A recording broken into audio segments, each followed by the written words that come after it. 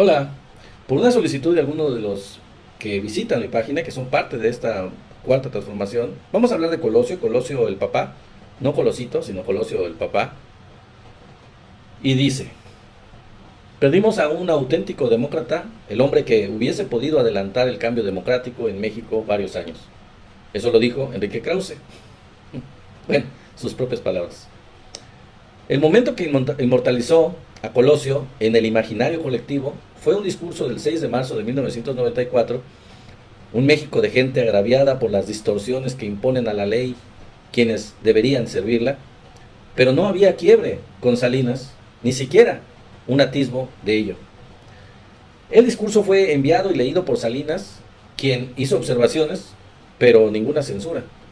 La relación entre los dos sí se había enfriado porque Colosio sentía que Salinas no había puesto un freno a Manuel Camacho, cuyo protagonismo había opacado la misma campaña presidencial. Colosio había hablado incluso de claudicar. Su esposa Diana Laura le respondió, imagínate cómo te vas a ver diciendo, me retiro porque les tengo miedo. Colosio no era la figura rupturista que muchos creen hoy.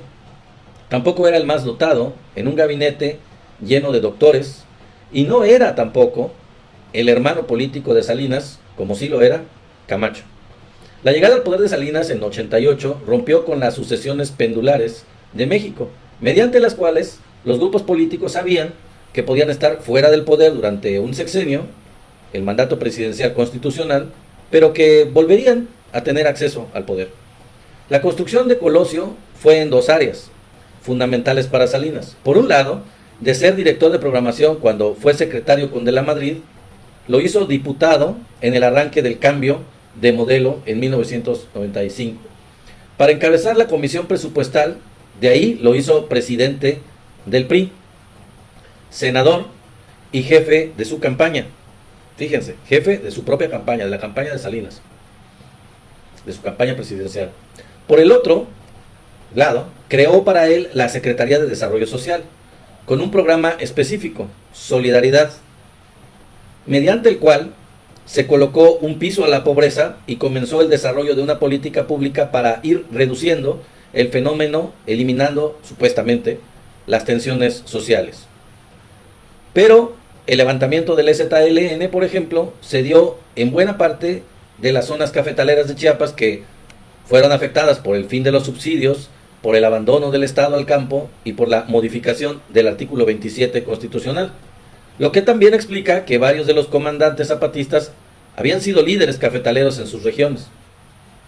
Colosio era un jugador central en las estrategias políticas de Salinas, que pensaba en los primeros años de su gobierno en las reformas económicas y políticas. Salinas buscó la recomposición del poder político del partido, con Colosio al frente del PRI. Su facilidad para conectar con la gente y un talento innato para seducir a los interlocutores con su sencillez, con su franqueza, las acciones de gobierno fueron ayudando entonces a borrar la oposición a Salinas de la gente, porque acuérdese usted que había llegado mediante un fraude a la presidencia de la República.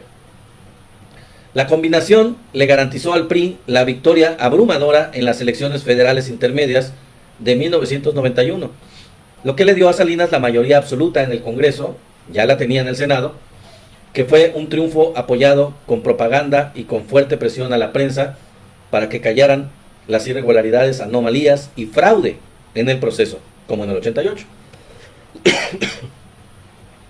Como parte de la reforma energética económica, Salinas negoció con el PAN acuerdos sustanciales para encontrar su respaldo a las reformas. Dentro de esos pactos se inscribió la estrategia de Baja California al PAN en 1989, el primer estado que gobernó la oposición, donde pese a la victoria del candidato del PRI, Colosio, presidente del PRI, del PAN, perdón, pese a la victoria del candidato de ese partido, del PAN, Colosio, presidente del PRI, no quería reconocerla. Salinas lo sometió. 2 años después, tampoco dijo nada cuando, por el mismo fin, se anuló la victoria de un priista en Guanajuato y se nombró a un gobernador interino del PAN, pero por el contrario, nunca reconocieron triunfos del PRD. Colosio dejó el PRI en 1992 y se convirtió en secretario de Desarrollo Social, donde convergieron las estrategias políticas y sociales de Salinas. Lejos de ser ajeno a estas expectativas del poder transeccional de Salinas, Colosio era parte del plan, aunque para esos años todavía no se definiera que él iba a ser el candidato presidencial. La reforma política no era una democrática, sino una de cambiar para no cambiar.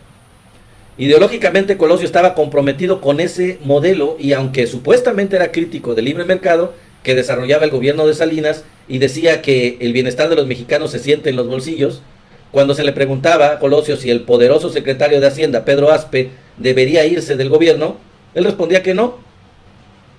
Él conoce, decía, los cadáveres del closet y quizás sea necesario.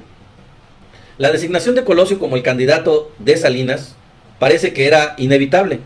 Colosio podía ser sometido por él, como demostró su actuación durante toda su vida pública, y era la única pieza dentro del gabinete capaz de garantizar la compensación social frente a las reformas económicas.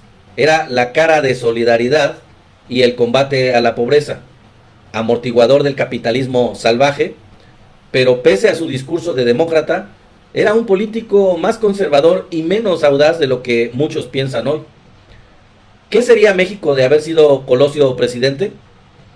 Visto a través de sus comportamientos, habría restaurado la dinámica de las sucesiones pendulares derecha-izquierda, mientras la economía habría tenido una apertura más lenta, mucho más gradual quizás, menos violenta de lo que se vivió en los 90, pero apertura neoliberal de cualquier forma.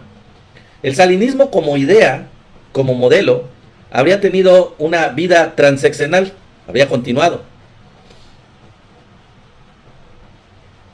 Políticamente, la transición democrática habría demorado mucho más.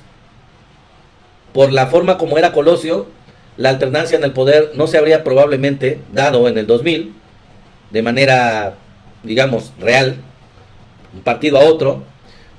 Pero aunque así no hubiera sido, en los hechos, como todos nosotros sabemos, el matrimonio PRI-PAN ya se había dado, ya había iniciado, y con él las directrices del modelo neoliberal.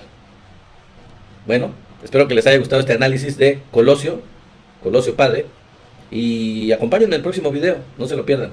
Gracias, bye.